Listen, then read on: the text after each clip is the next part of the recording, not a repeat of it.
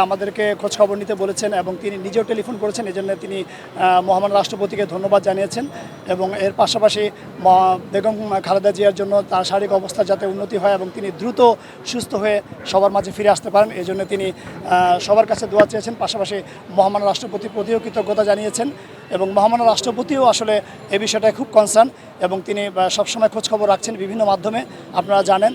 এবং আমি যেটা বললাম যে মহামান্য রাষ্ট্রপতি বিএনপি মহাসচিবের সঙ্গে টেলিফোনে কথা বলেছেন। এছাড়া বেগম জিয়া যিনি চিকিৎসক রয়েছেন, যারা চিকিৎসক রয়েছেন তাদের মাধ্যমেও মহামান্য রাষ্ট্রপতি নিয়মিত খোঁজখবর রাখছেন। এবং আজকে আমি সশরীরে এসেছি মহামান্য রাষ্ট্রপতির নির্দেশক্রমে এবং আমি এসে জেনে গেলাম বিএনপি চেয়ারপারসন বেগম খালেদা জিয়ার অবস্থা। আর মহামান্য রাষ্ট্রপতির একটা বক্তব্য গতকালকে প্রচারিত হয়েছে যে বর্তমানে যে গণতান্ত্রিক উত্তরণের পথে আমরা রয়েছি, অর্থাৎ সামনে একটি জাতীয় নির্বাচন অনুষ্ঠিত হবে এবং বাংলাদেশ একটি গণতান্ত্রিক ধারায় প্রত্যাবর্তন করবে। তো সেই অবস্থায় বেগম জিয়া এখন কিছুটা অসুস্থ।